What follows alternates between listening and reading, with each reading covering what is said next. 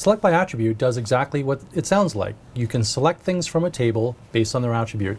It's a very powerful thing to be able to use. It's a handy tool, and it's actually not that hard to use. So what I'm going to do here is just kind of walk through conceptually how it works and some of the different options that are available or scenarios where you may want to use it.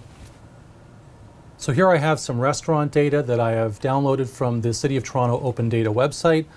And I'm just going to use this to show you some examples of how to perform queries, which is just another way of saying selections that I'm going to do in this case based on the attribute of those restaurants.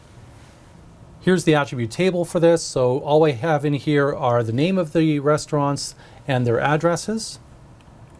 And this is just a screenshot of the website where I got the data from. So this is actually data based on the inspections that are done for restaurants in the city. It's called the DineSafe program. And what I did was I downloaded that in a non-GIS format and cleaned it up, and then I was able to geocode it using the addresses and then turn it into a GIS file. So this is not something that you can download directly and map directly. It actually took a little bit of work to clean this up and map it, but I thought it would be an interesting and useful data set to show you how these things work. The select by attribute function is available in the main menu in ArcMap. You just go into the selection option in the top, and then you'll be able to select by attributes. That's the name of the tool. And so this is just a screenshot of the dialog box, so it's easy to see. And what I'm going to do here is do a selection of all of the restaurants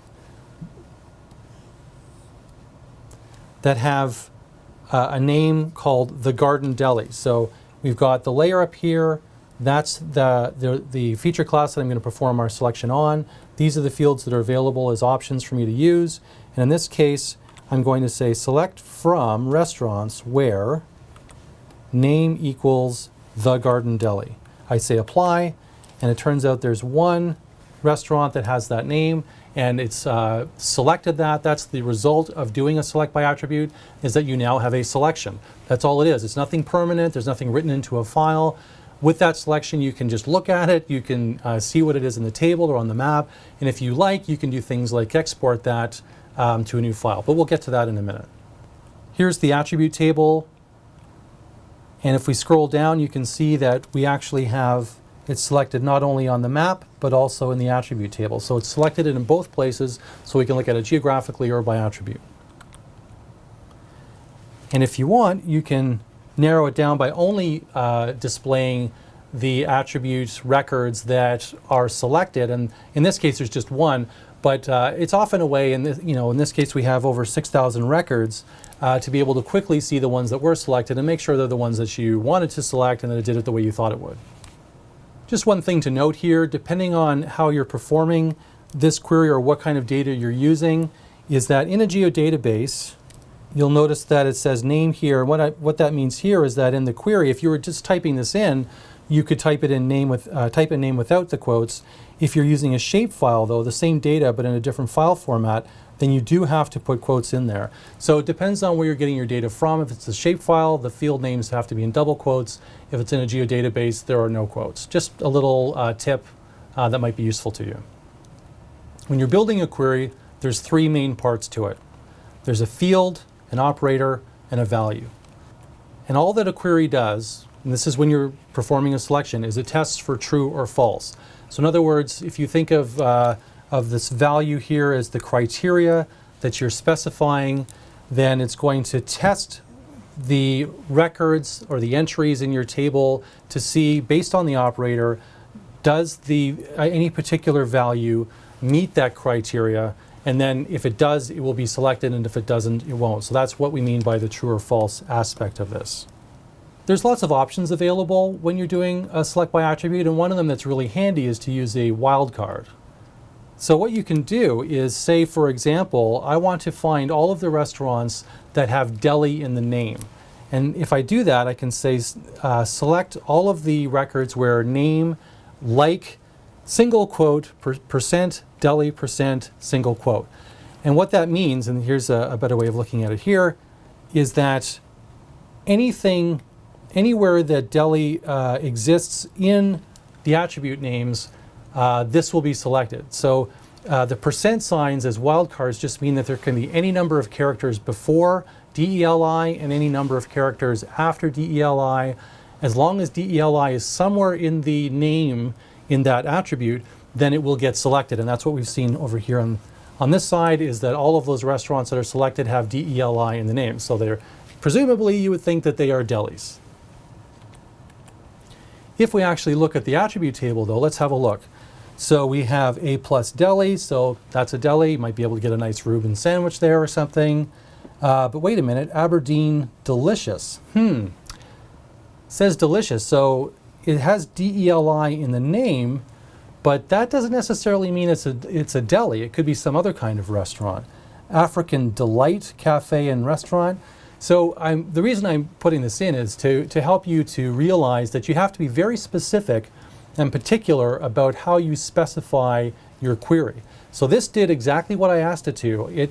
I asked it to find anything that has DELI in the name, and that's what it did. And so that includes deli, but it also includes things like Delica and Delamark and Delight. And so we may want to somehow narrow this down further in order to get restaurants that just have deli as its own word in the name. And you're probably already thinking, oh, well, what that would mean is we have to find a way of searching for words that have DELI but have a space before and a space after. So let's see if we can do a better version of that query. If we go back, and so here's our improved version of this, is that now we have the same wildcard. And by the way, I didn't really mention this, but the reason I'm using like there, that's the operator that needs to be used with the wildcard symbol. And that's basically telling the software that you want to use wildcard, and it's words that are like this because it has something in the name that relates to that wildcard. That's the way I think of it anyway. And so all I've done here is now I have a space before deli and a space after deli. So it's basically wildcard space deli space wildcard. And that will isolate only or select only the entries, the names that have deli as a separate word that are surrounded by spaces. So now we have fewer restaurants selected, so that means we've narrowed things down. Let's have a look at our attribute table and see if it worked the way we hoped. This is our before selection, and this is our after selection. Aha, so now we have deli here, deli here, deli here, so it did work. So it actually gave us what we wanted. Now there's one slight wrinkle to this though, is that when I ask it to find only entries where there's space, deli, space, what if deli is at the beginning of the name? Well, then it's going to not pick that up because there's no space before the beginning of the name. Or what if deli is at the end of the name? Then there may not be a space after it unless somebody typed it in by accident or something. So we want to then find a way of having a combination where it's like, well, maybe there's spaces on both sides or spaces on one side but not the other. So let's see how we can do that. So now what I've done is I've used what's known as a Boolean operator. And what that is a way of creating a compound statement. In other words, I have multiple criteria that I can specify at the same time, and it has to look for all of those things to be true in order for it to meet the criteria and to be selected as part of my result. So now I have spaces on both sides with wildcards. I have a space at the beginning but not at the end, and I have a space at the end but not at the beginning. And so you can go on and on with this. I'm just trying to show you that there's different ways of doing this. You can use wildcards, but that the consequences may not always be quite the way you intend. But let's just finish this off. And if we look at our result, this is before, and now this is after. So you'll notice that it's picked up things like, for example, where deli is at the end of the name. So that did what we wanted it to do. We've now got a more realistic result. And I really encourage you, of course, to always do this, is when you do any kind of tool, function, query, whatever, is to look at the result and say, is that what I thought I was going to get? You know, zoom in or look at the selection or whatever it is that you're doing and say, is that what I wanted to see? Is there anything that didn't quite work the way I expected? Especially when you're first starting out, it may not work quite the way you want, or there might be a little bit of wishful thinking involved where you think, well, it must have done it right, and then you look and go, oh, actually I need to go back and narrow it down a bit. So hopefully that helps. There are different operators available when you're specifying a query. So remember, a query is a field, an operator, and a value. And so we can specify different types of operators. Here, these are mathematical operators. So as you would expect, you can use addition, subtraction, multiplication, and so on. So for example, if you wanted to do a query of population density, but you didn't have that calculated already in your table, maybe you have one field for population and another field for area, you can actually do the calculation of population divided by area inside the query, and it will do that calculation and then get the result for you and then apply the query to that. You can use relational operators, so less than, greater than, and so on. This is just the format that's used inside the software. If you want to see how these are applied, I can look at some data here. I've got median household income for census tracts in Toronto. And I'm going to classify this data into 5 quantiles. And you'll notice when I do that, I can write down, if I need to, and this will come in handy here, the class boundaries for those quantiles. So it may be useful if I wanted to, for example, select everything that's in the highest quantile or everything that's in the lowest quantile. There's no kind of quick shortcut to do this in ArcMap. If you want to be able to, say, do a selection of all of the records that are below this threshold value, then really you just have to kind of write that down, like 19,418, and then use that in the query, as I'll show you. So here I have a choropleth map of median household income with 5 quantiles. And I'm just going to isolate or select the ones in the lowest quantile for household income. I can go into my Select by Attribute dialog box, and I'm going to select median income less than or equal to 19,418, which is the value I have here, which I just wrote down from looking at the symbology box and the class boundaries there. So I know that it's 19,418. I put that in here. I'm going to select less than or equal to, and then apply that.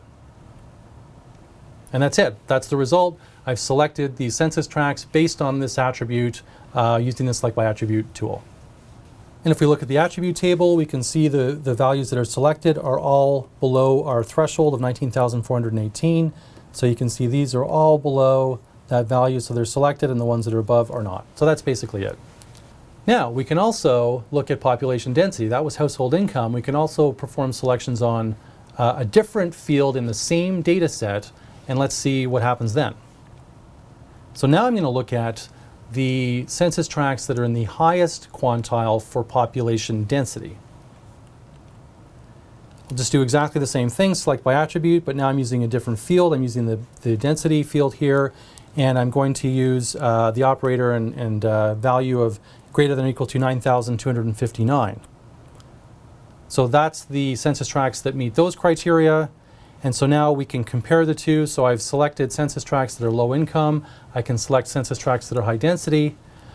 But can I select census tracts that meet both criteria at the same time? Wouldn't that be handy? Maybe I'm interested in areas that are high population density but low income. This is where Boolean operators come in. We can use things like and, or, not, or exclusive or to do that. And it is useful to remember, and you may want to memorize, the fact that and means intersection, or means union, and so on. Depending on what software you're using or what context, or maybe you're reading a textbook or something, you may see either term used. And it's just a matter of getting to know what that means and how it relates to things like Venn diagrams and queries and selections and so on. So I'm just putting that in here now. So let's see how this works. If I use median income less than or equal to that value and density greater than or equal to that value, so that's the operator here, that's the Boolean operator, and what that's going to do is test for true or false, so that both things have to be true at the same time in order for it to be selected. And that's what we end up with as our result here, is you'll see that these are the selected census tracts where both of those things are true. So with intersection, it's a way of narrowing down a data set. It's a way of saying, I've got a selection here and a selection there, but where are both of those things true at the same time, you're going to have fewer results than you would with either of those things separately. It's worth pointing out that what I'm doing is selecting two different things at the same time from the same table. So here I'm performing a selection based on median income. Here I'm performing a selection based on density. And here I'm doing a selection based on both of those things at the same time. So in other words, you can have different criteria for two different fields in the same table at the same time. And you could do 3 or 4 or 10 or whatever you want. And so it's really powerful that way, is there's lots of ways of mixing and matching criteria based on what it is you're looking for. So now what? Once you've selected something, you can export that selection as a new file. So here's my selection. I can just right-click on it in the table of contents and say export the selected features, and that will actually create a new feature class of just the selected values. That's a really handy thing to be able to do. You can also perform a calculation just on that selection. So for example, if you wanted to use the field calculator, you could do that and just have it do the calculation based on things that are already selected. And you can use that selection in another query. So once you have one selection, that result of one query can become the input for another query. So select values that are part of or inside, let's say, the census tracts that I've already selected.